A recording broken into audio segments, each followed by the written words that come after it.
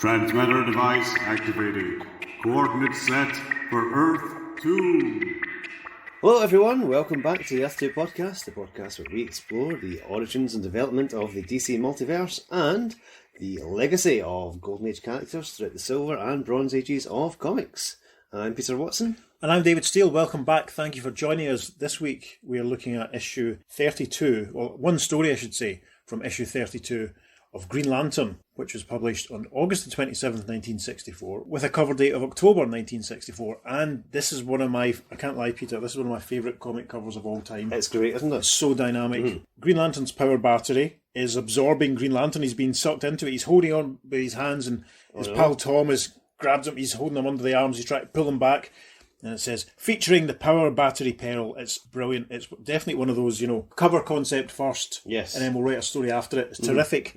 But sadly, that's not the story we're going to be talking about today. No. We're talking about the first story in the issue, which is called Green Lantern's Wedding Day. So, straight into the story. We kick off with the opening splash, page 1, big Green Lantern logo, and we have two panels. So the first panel shows Hal Jordan. It looks like he's taking his suit jacket off. He's with Carol Ferris. Hal Jordan, of course, being the Silver Age Green Lantern. We should probably emphasise that. Oh, yes. Carol Ferris being the Green Lantern love interest character who is in charge of Ferris Aircraft. Yes. Where Hal works at this point in his stories anyway. So in panel 1, in this two-part splash, Hal Jordan is saying, "As long as you've agreed to be my wife, Carol, there can be no secrets between us. Look." And then he's obviously put his Green Lantern power ring on. There's a big burst of energy. And Carol says, "Hal Jordan, are you trying to tell me you're Green Lantern? But you can't be Green Lantern. You've proved to me time and time again that you couldn't possibly be Green Lantern." And then the big caption at the bottom says, "Carol Ferris loves Hal Jordan." Yes, at long last, Carol confesses she loves him more than she loves Green Lantern. And when the time comes for confidences to be exchanged between the engaged couple, and Hal reveals to his bride-to-be who he really is, she can hardly believe him.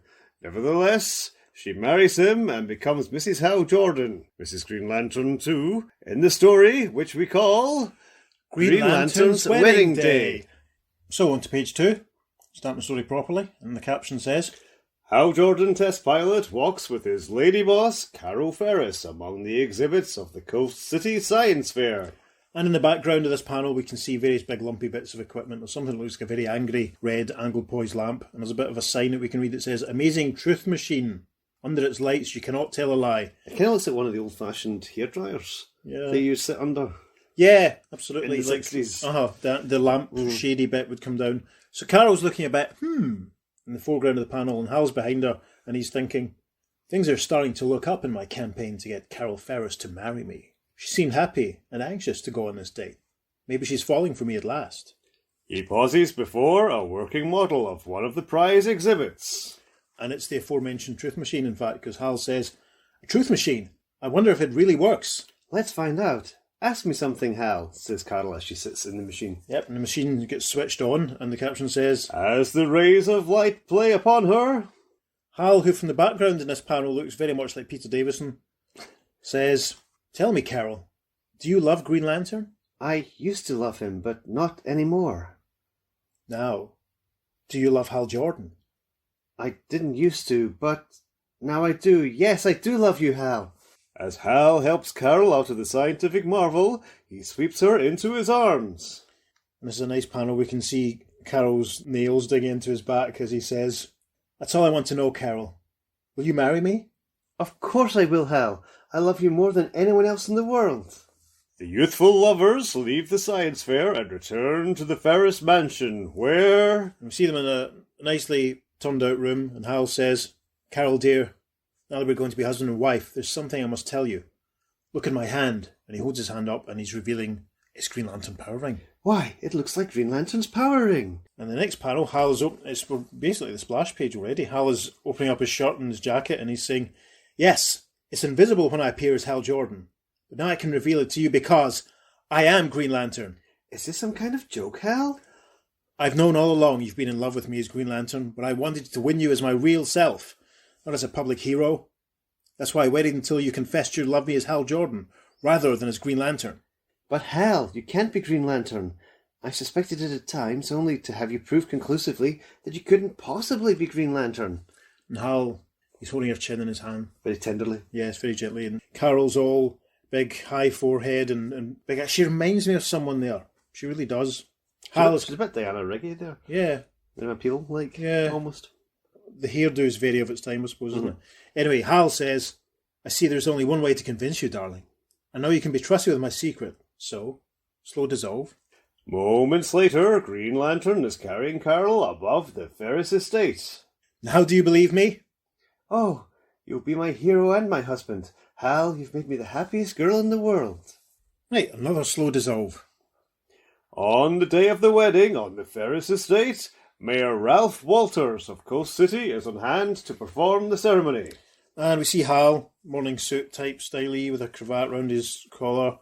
Carol has quite an ornate sort of headdress and a veil. We see in the background, we can see Tom, Hal's mate and his lady friend. And the minister is saying, I now pronounce you man and wife. We turn to page 4. As Hal Jordan turns and takes Mrs. Carol Jordan into his arms for the wedding kiss, Hal uses the kiss, but it looks like Carol is fading out.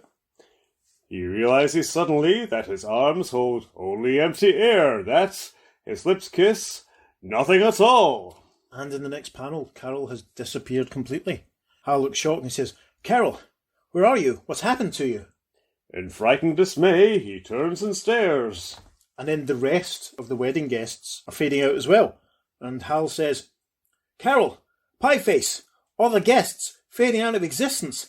Everything around me is vanishing from sight. Before we go any further, we should have the Pieface discussion just now. Yeah, we probably should. Okay, Pieface is the nickname of a character whose real name is Tom Kalmaku. He's Is it Inuit? Inuit. Inuit, yeah. And his nickname is Pieface. Now, assuming this is a reference to Eskimo pie, we can assume, he first appears in Green Lantern issue 2, where he works out, in his first appearance, that we see that Hal Jordan is Green Lantern, and basically is his sidekick confidant all the way through. Aye. Through the Silver Age, anyway, Hal always refers to him as Pieface. Sometimes, yes, it'll just call him Pie for short. Yeah. And it's very rare. He's in the movie. I can't remember how they handle it there, but I don't think it'd be called Pieface, just be called I have Tom. a feeling that at least gets referenced. But I say, I haven't seen the movie for a long time either. Yeah. So this is obviously something very of its time. I had a strange memory of Tom introducing himself to Hal, but then saying, my friends call me Pieface. Right. But that's not in his first appearance. I don't know if that's like a retcon from later on. Okay. But I just recently reread his first appearance in Green Lantern issue 2, where he works out the Hal's Green Lantern. But How does he manage to do that? Well, interestingly, he sees Green Lantern swing a punch, and he recognises it as the same way Hal Jordan swings a punch. Silver Age Hal was a bit of a... Yes, he is. He was a bit of a... wasn't he? Yeah. Mm-hmm. He's a man of action. Short-tempered man of action. He's a cocky, sort of, overly confident sort of... And obviously, eventually all comes back and bites on the backside, doesn't it? Yeah. But that shows that Ryan Reynolds perhaps was good casting. Yeah, absolutely. So yes, so that's the explanation for Pieface. We'll use it in the dialogue. We'll use it in the dialogue, but we're going to talk about Tom. Yeah. Anytime we mention Just him. so you know. Yeah. Okay. So the wedding guests, and I'm presuming what is Ferris Mansion or whatever you want to call it, are all fading out. It's kind of like the transporter effect from Star Trek. Yeah, because there's a sort of silhouette with a sort of dotted effect through them. It's really beautiful artwork. It's really cool for the time. I mean, it's quite speckled. It's a sort of speckled sort of effect within the silhouette. It's very nice.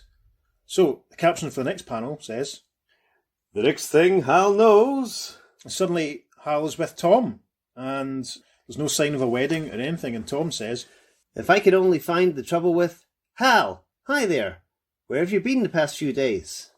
Hal thinks to himself, how did I get here? Pieface, you were at the wedding. Where's my bride? What happened to everybody? Sorry, she pointed out Hal's no longer wearing his wedding gear. He's in a brown suit. Yeah, so the blue tie. Yeah, he's the civvies that he was wearing when him and Carol went to the exhibition. And he's in this, could assume it's Tom's workshop. Yeah, it must be a workshop in a hangar or something at Ferris Aircraft. So anyway, yes, Tom says, Bride? What wedding? You must have had a dream, Hal. No, it was real, Hal says, head in his hands. I'm sure of it. I did marry Carol. And then everything went shimmery and faded away. I've got to concentrate, try to recall everything that happened. Yes, I, Green Lantern, remember chasing a crook named Louis Knox in a laboratory. It was a radiation blast. Next thing I knew, I, Hal Jordan was with Carol Ferris at a science fair. We were married then. Yes, I vaguely recall wandering home in a daze, changing into the clothes I'm now wearing and coming here. Evidently, there are some missing time gaps in my life.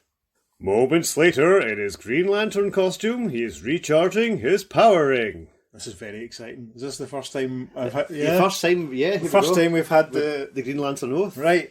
Okay, am I extending my hands? Mm-hmm. Brightest day and blackest night, no evil shall escape my sight. Let those who worship evil's might beware my power. Green Lantern's light. The joke is editorial mandated that had to be in every... Really? Yeah. Huh? All right. Well, Every Green Lantern story, Every Green Lantern story, but Yeah. I don't think we've had it in any Justice League or... No, I mean, solo Green Lantern. Solo, right. Yeah. Okay, cool. Right, Hal flies off.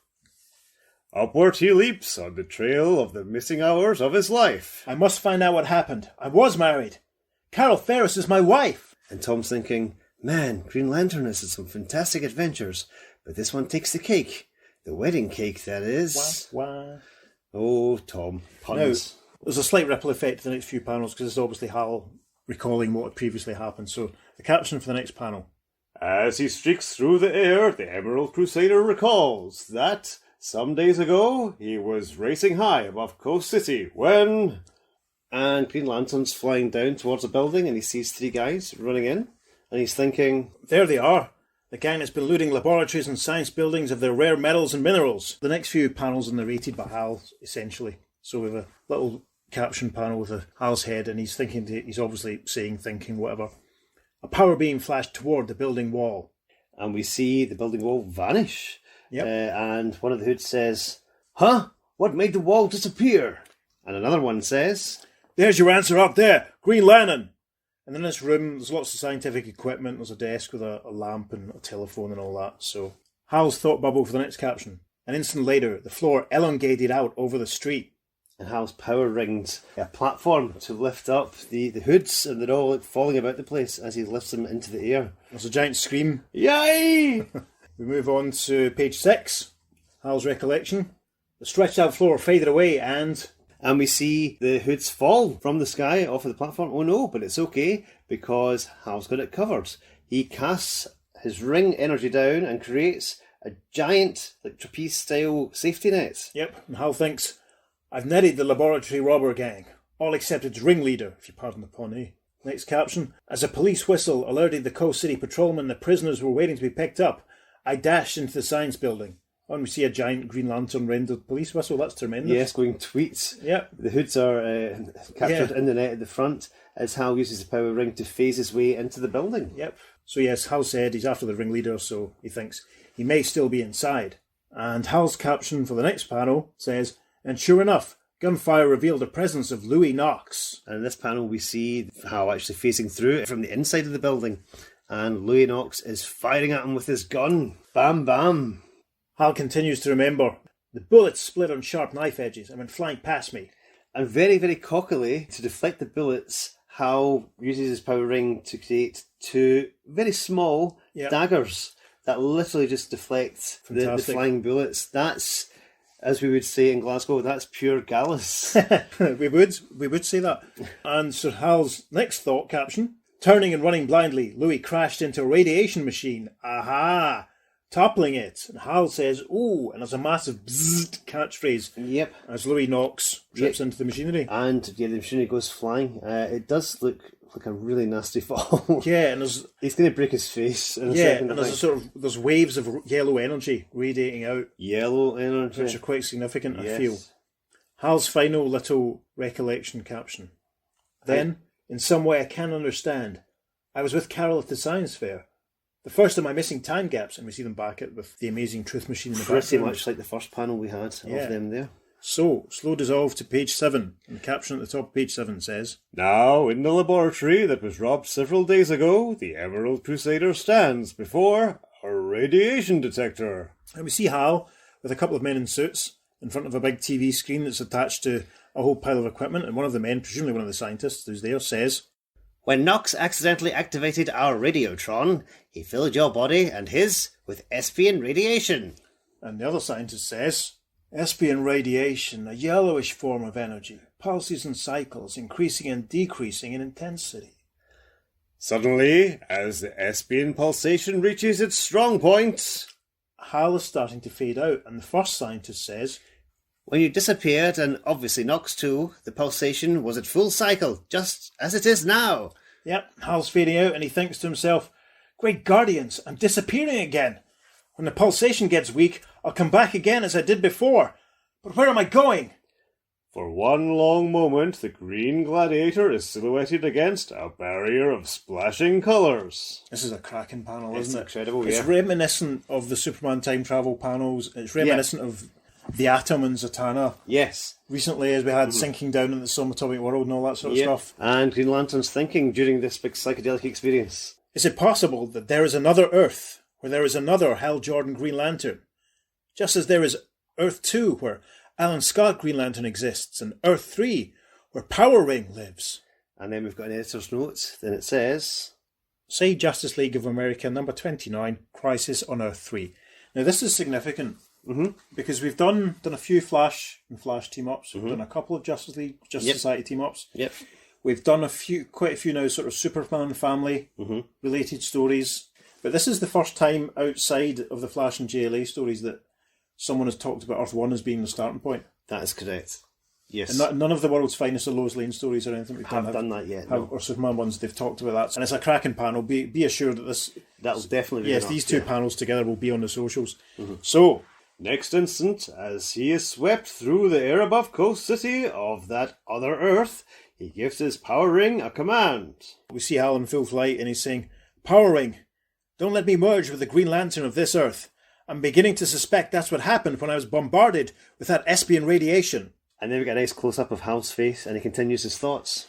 The Espion radiation at full pulsation swept me out of the laboratory when I was about to catch Nox and turn my body into vibrations. Good vibrations, I hope, Hal. In that vibratory form, I inhabited Hal Jordan's body of this other Earth and shared his experiences with him. And then we have another great panel. It's a Wow, yeah. further away panel. Low of Hal angle in sort of thing, flight, yeah. looking Brilliant. straight up at him. I can't remove the Espion radiation within my body because it's yellow, against which my ring is powerless. But if I can contact the Green Lantern of this Earth, we may be able to work out a way to solve this problem. Before he can seek out his alter ego, Green Lantern is looking down and he can see Louis Knox and his mates, and they've obviously committed another robbery. And Green Lantern thinks, good gosh, that's Louis Knox down there, or rather his duplicate of this other Earth. Looks like he's a thief here, just as he is on my world. Now's my chance to capture him here, where I failed in my home world.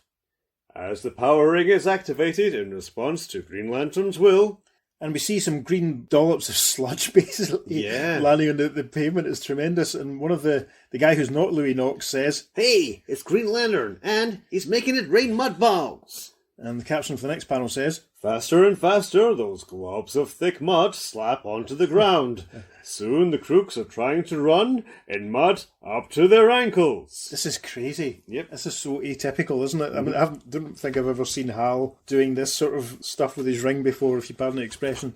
So Louis Knox says, gotta reach the car. And his mate says, Make our getaway.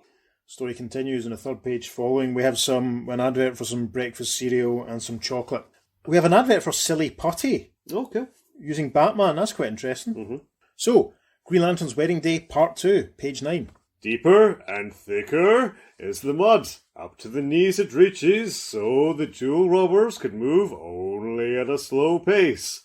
Their escape car is also mired as its wheels spin helplessly. Yep, Louis Knox and his pal try to make it to the getaway car. And Louis says, I can hardly lift one leg after the other. And one of his pals says, This mud sticks like glue. and the getaway driver says, Yeah, and this car ain't going no place either. Then, from above comes a blast of Arctic air, so cold it freezes the mud solid. Green Lantern's using his ring to fire a blast of cold air. That's fantastic. That's another great use of the power that I don't think I've remember ever really seen very much of. Very inventive. Yeah, and we see everyone, just as it says, they're all getting frozen where they stand, and one of the bad guys says, We're stuck, like we're caught in concrete. so now that obviously the mud is frozen, it's easier for Green Lantern to pick them up, lift them up, and carry them off. Upward rises that block of solid mud with its prisoners held tightly. And GL says, now to drop them off at the nearest police station. Over the page to page 10. soon at a nearby precinct house. And Green Lantern drops off the baddies, flying off, and he says, "You can take over, officers. I've got another job to take care of." And a policeman says, "Thanks, Green Lantern. We've been after this gang for a long time." "Slow dissolve." Directing his power ring to make contact with his alter ego, the Emerald Gladiator flies towards the mountain resort where Hal, Green Lantern, Jordan, and Mrs. Carol Jordan are honeymooning. And we see our Green Lantern descending towards his duplicate and his wife, and Carol says, "Hal, I thought you said you were Green Lantern. Look there." And the other Earth Hal says, "It can't be. I am Green Lantern. I don't understand it." "You don't have to pretend, Hal. I meant it when I said I loved you. I really don't care whether you're Green Lantern or not." "Honey, I'll tell you, I am Green Lantern. I'll use my power ring to get the truth out of this imposter." Our Green Lantern lands and says, "No need to use your ring, Hal. Your husband is right, Mrs. Jordan. On this earth, he is Green Lantern, the only Green Lantern." "How's that again?" The other Hal says, "How did you know my name is Hal Jordan?" And Green Lantern continues, "Because I am also Hal Jordan in my civilian identity back on the earth where I live. I also am in love with a girl named Carol Ferris. Unfortunately, however, my Carol loves Green Lantern more than she does Hal Jordan. At least I think she does." When Green Lantern has told his story, And our GL says, "There must be many duplicate Earths, ranging from those where similar things happen to Earths where hardly anything at all is the same. and the other Hal Jordan says, If the universe is infinite, there can be an unlimited number of Earths. Earths that can have many faces, many time eras, many possible existences. But the immediate thing to do is to help you in your plan to keep our two Earths apart." So there we have it. Almost the phrase infinite Earths. "Yes, yes." The word Excellent. infinite and Earths in the same sentence. Tremendous. Tremendous. Yes. Wow. Right, we move on to page 11 and the caption says, side by side, both Green Lanterns seal off the barrier between their worlds. and we see the two, one Green Lantern hand, one Hal Jordan hand, raised and both firing a green beam. And Green Lantern says, "Very good. The next time I'm on my own Earth and the Espion radiation pulses to full force in me and draws me to that barrier, And the other Hal continues, the Espion radiation will pass through the barrier and dissipate as energies in my Earth, while your body will be held back by the barrier." As Earth One's Green Lantern bids farewell to his new friends. Yep, and yeah, it's quite so right. Anyway, yeah, Carol says, "I'm sure that someday your Carol will realise that she loves you as Hal Jordan, when at last she isn't overwhelmed by your glamour as Green Lantern." And the other Earth Hal says, "I wish you could invite us to your wedding, but I'm afraid it might be too confusing to the other guests." Returning to his own world, the Emerald Crusader remembers about Louis Knox. I settled this entire case except for Knox. I never did capture him for his part in the laboratory gang robberies on Earth 1. But I don't have to go looking for him because he'll come to me, sooner or later. Interesting, we don't see how Hal returns. No, you literally just see him, flying through the air. Yeah, When he dead comes back. casual. Yeah. So we're now on to the bottom sequence of panels on page 11, and the caption says, And so it is that, as the pulsations begin building up again in Hal Jordan, while he's on his way to a date with Carol, and we see Hal in his brown suit with his blue tie and the yellow circles pulsing out around him when he thinks, uh-oh, here it comes. I better change into my Green Lantern outfit. thus it is that he is drawn toward, but not through, the barrier that prevents anyone in his world from going into the other Earth. And we see Hal back in the sort of psychedelic, trippy place that he was in before. And bear with me as I try to go through his dialogue here, okay? "Just as a wet sponge placed atop a screen will remain there, allowing only the water in the sponge to drip through the screen, so the Espion radiation will ooze out of my body into the other Earth while my body remains here." It's very nice of Hal just to do these thoughts out loud to himself. Yeah. I feel like we should record a video of us doing a practical demonstration of a sponge. We might do that, okay? We might do that, yeah. Just some nice soft music over it. Yes. Anyway, Simultaneously, And we see Louis Knox is there as well, gasp. amongst the big spirals, and Green Lantern says, "Louis Knox, I figured you'd pulsate at the same time I pulsated, and would be drawn here to the barrier. All I had to do was wait until that happened, knowing that you'd inevitably show up to be captured." Slow dissolve, we're on page 12. And we're back at the science fair. Yeah. a little later at the Coast City Science Fair. And they're back at the Truth Machine. And Hal Jordan says to Carol Ferris, "Truth Machine? I wonder if it really works. And Carol says, let's find out. Ask me something, Hal. The truth rays beam down on this earth just as they did on that other earth. And Hal says, Tell me, Carol, do you love Green Lantern? of course I do, more than anyone else in the world. Now, do you love Hal Jordan? I'm sorry, Hal, but you know I love only Green Lantern. I've just told you so, as I have so many times in the past. And as they walk away from the truth machine, Carol says, I am very fond of you, Hal, as a friend, but that's all that can ever be between us. and Hal thinks, all I can do is wait and hope that Carol has a change of heart, just as the other Earth Carol Ferris had.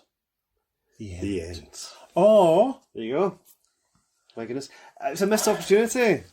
it was. A missed opportunity. They could have named that Earth. That could have been Earth 4. Yep. Or Ah, Earth 5 or Hal. Earth... Yeah. Well, we haven't seen Very- any others. The first 3 have been named. Yeah. It's very interesting because they make the point in the dialogue that some Earths, the differences are going to be wildly different. Mhm. And you'll hear they're obviously... Things are very similar. Yes. Very similar indeed. That was brilliant. Great fun. I love Yes. a little story. They could easily have stuck a few more pages and fleshed certain bits out a little bit. Mhm. It's significant that they don't spend a lot of time really explaining what's going on. There's just little bits of dialogue and stuff, Yeah. that, to carry it, obviously, because they wanted it to be a shorter story. Loads of questions. Is there a Justice League in this Earth? Yeah. Have, Other Guardians, all that sort of stuff. have they met, like a different Justice Society? Yeah. That sort of thing. Because obviously, Hal's referencing this adventure he's recently had, where they meets Power Ring. Of course. And it'd be really interesting to see if they had this other Earth Green Yeah, Lantern. absolutely. And you had sort of similar wonder, adventures. could the Green Lantern, who we've just met on this parallel Earth, could he ultimately at some point maybe have had an adventure with the Alan Scott of Earth 2? Mm-hmm. Or that's- another Alan Scott from another parallel. I mean, we'll have to sort of bear that in mind as we go on. Could this be the Hal Jordan that teams up with Alan Scott in any of the Green Lantern issues? I'd probably not, obviously, but it's interesting. A lot of questions raised, but that was quite a nice little story. yeah. Artwork is that typical, precise, crisp, clear Gil Kane, brilliant figure work and brilliant faces and stuff, and all the details in the city and stuff, and the really trippy in-between worlds sort of panels. It was really nice. This could easily have been a book-length thriller, as they called it back then. Definitely. And that would have actually given Kane a bit more space to do some of the more trippier stuff. Yeah, we could have had there should have probably been a full splash panel, shouldn't there, of Hal first Yeah. being between the us. Can you Have imagine if someone like Neil Adams had drawn that? That'd Yeah. be mega psychedelic. Oh my goodness, that'd have been heartbreaking. Big fan of Neil Adams, obviously, revolutionary. Have you ever read a John Wyndham short story called Random Quest? No, not. Worth checking out, because that reminded me of it. It's basically another love story where a guy gets shunted into a parallel universe and has a slightly better time of it with a parallel universe equivalent of a lady, and then when he gets back to his own universe, he kind of tries to track her down. Okay. It's they made a film of it with Joan Collins All right. called Quest for Love, which is much Peter's raising a sceptical eyebrow at me. It's very good. I'll give you a loan of it. I think you'll enjoy it. I always have it to hand. But yeah, worth checking out, listeners. If you've never read the John Wyndham story, Random Quest, read it. It's a beauty, an absolute heartbreaker. There we are. Exciting. Any other comments on this one? No, just that I felt there wasn't enough. It could have. I mean, I would like to more. It's a shame. I mean, as good as the cover is, it would have been nice if we had the cover as well. Maybe 2 Green Lanterns, Green Lantern of 2 worlds, almost. Eh? Yeah, can you imagine? Oof, that'd be great. Yeah. Should we look at the reader response then? Yes, let's look at Green Lantern's mail shoots from issue 35. There's just a couple of letters. As I said, there are 2 stories in this story. There's just a couple of letters that are really relevant to it. The first letter actually talks a lot about Green Lantern's eye mask. All right. Very good. Right, thank you, Walter Smith. He kind of says that his mask used to look like a mask, but now it just looks like green on his face. There All you right. go. That cost them the price of a stamp. It did. But they printed it as well, so There maybe we are. there wasn't a lot of mail for that issue. But the second letter talks more about the story we just covered. Dear editor, about the lead-off story, Green Lantern's Wedding Day, my reason for liking it is simple. We finally had a glimpse of a girl named Carol Ferris. Green Lantern's personal life, his brothers, Carol, etc. is what makes the comic. But did you know that in the last 2 issues there was nary a panel in which Carol appeared? And readers want Hal to marry her, eh? Wow. By now they've probably forgotten what each other look like. But the way Gil Kane has been drawing Carol lately, I kinda doubt it. And that's from Paul Bakulski from Manchester, Connecticut. And the final letter. Dear editor, the October Green Lantern number 32 wasn't very enjoyable. there were many things wrong with both stories. Gasp. I know, I thought it was very enjoyable. Green Lantern's wedding day fell flat on its face because another world like Earth was introduced. I'm not saying that it's impossible for there to be other worlds like Earth. It's just that this theme has been overworked. Well, this is not the podcast for you then, matey. A more clever way out of the marriage should have been used. Personally, I don't see why a real marriage between Green Lantern and Carol Ferris couldn't come about. He then goes on to talk briefly about the power battery peril. He says it was worse, much worse. But anyway, in his closing paragraph, he says, I think Green Lantern ought to run into some sort of menace in which he needs the help of another Green Lantern from another sector of space. Maybe even the original Green Lantern from Earth 2. I'd also like to see Carol Ferris reappear as Star Sapphire, another story with Sinestro and Sonar, maybe even a team-up of those two villains. Leave out the Shark and Tattooed Man, however, they're two of your poorest villains. And that's from Frank Tower in Eustis, Texas. And the editorial response... Some of your suggestions have merits, but which ones will prove worthy enough of story fulfillment? Well, you'll just have to keep reading each issue of Green Lantern to find out, says the editor. I disagree with Frank. I thought that's one of the best uses of the parallel Earth conceit that we've had so far. Like, you know, a couple of the Superman family stories we've done, they've been a bit... This week's the excuse to get him into a weird situation. Yeah. But this time it was intrinsic, it was part of the story. Yeah. And it's obvious that Gardner, out with the other stuff that he's done, is thinking, right, what else can I do with this? And as I say, significant, it was the first one to mention Earth 1 and Earth 2 and all that. And of course, it's written by Gardner Fox, so that is his baby, his idea, and his numbering system. Yeah. Just, as I said, I'm really surprised he didn't name this one Earth 4. Yeah. Because that's the next in the sequence. It's interesting. But it's just known as Other Earth. Yep. So there we are. But that list... Another one to add to the list in the pile. Yes. There's a whole big pile of parallel Earths in the corner of my living room, ladies and gentlemen. That letter referred to Sinestro. Now, yes. Eagle-eared, is that a thing? Eagle-eared listeners might have noticed that there are some stories that we have not covered in the Green Lantern sector, so to speak, of stories. And that is the ones that feature the Anti-Master universe of Quard.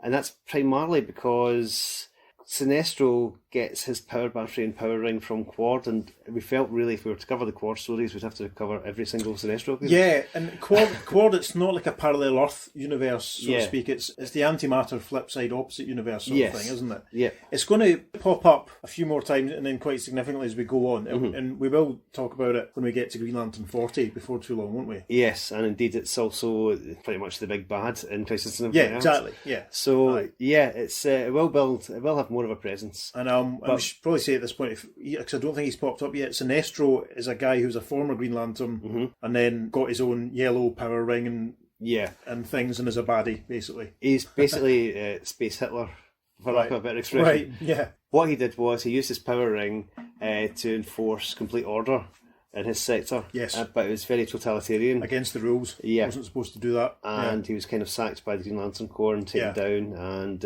exiled. And so he went to the Antimatter universe of Quard. He got a bus or something, I don't know.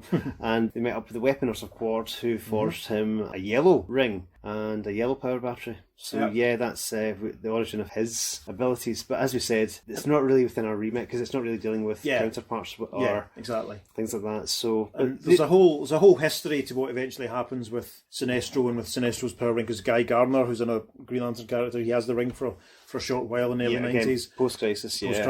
We probably won't talk about it again. And there's obviously in the modern DC timeline, there was the whole Sinestro Corps War when he set up his own squad of Yellow Lanterns, but again, we won't be talking about that. But there's no harm in mentioning it just now as sort of greater context, I don't think. Nope, we've not forgotten about it. It is there, but it's just something we're not going to cover.